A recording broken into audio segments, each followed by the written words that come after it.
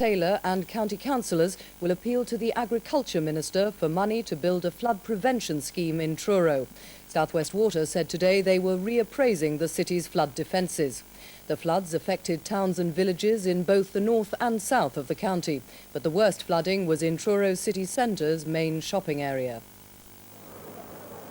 There had been warnings from South West Water, but no one was prepared for the speed with which the flood overwhelmed the city centre. There are 3 rivers running into Truro. The city lies at the bottom of a hollow and is prone to flooding. 15 hours of torrential rain created a 4th in the main shopping precinct. Other areas of Cornwall were also awash. A 3-foot deep torrent ran through the centre of Perranporth in North Cornwall, and 20 houses were evacuated. Back in Truro, the fire brigade was struggling to cope. We had a number of fire calls being reported in the Truro area through electric short-circuiting and causing minor fires. So it was a priority of ours to ensure that everyone turned off their electrical supply. We then had to commandeer a number of boats to set about the job of rescuing these people who were trapped in upstairs windows.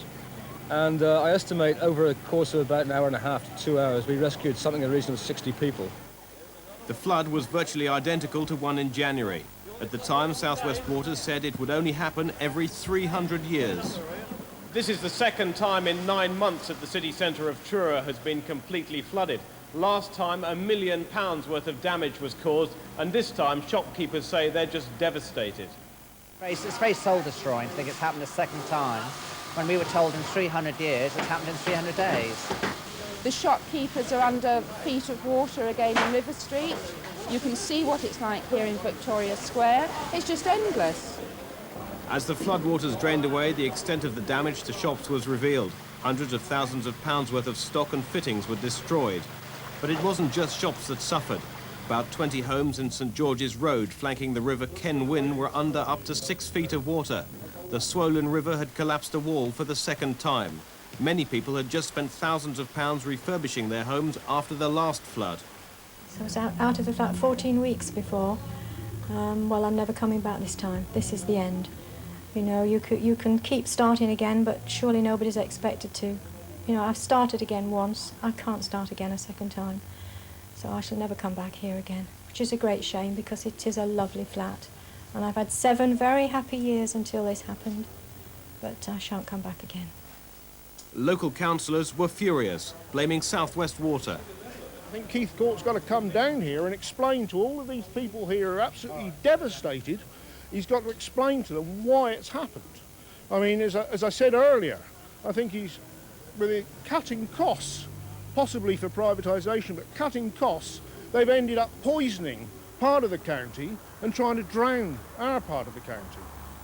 Today in Truro, mopping up continued and the search for a solution began. MP Matthew Taylor met with officials from South West Water for an hour. After seeing pictures of the disaster, they toured the worst affected areas.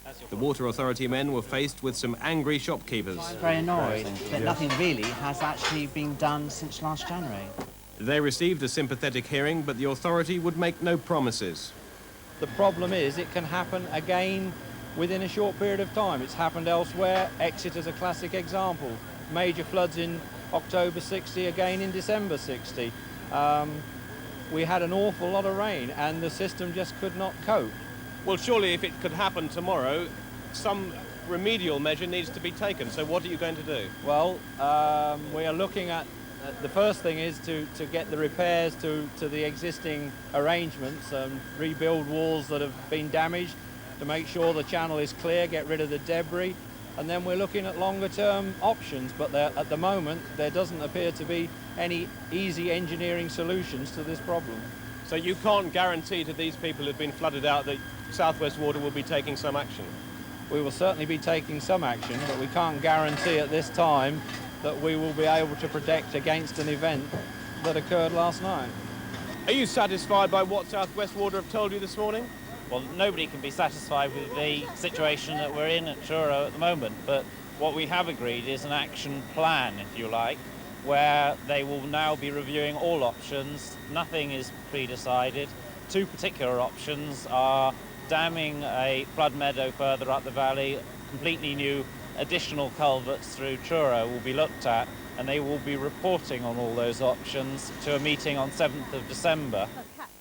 The authority men had another rough ride when they visited the flooded homes. I mean, there are people's lives at stake, not just the property. We can compensate the loss of the property. We can't understand. For these people, promises to review options were not enough.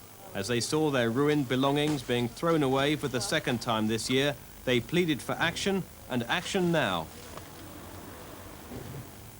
PC padlock.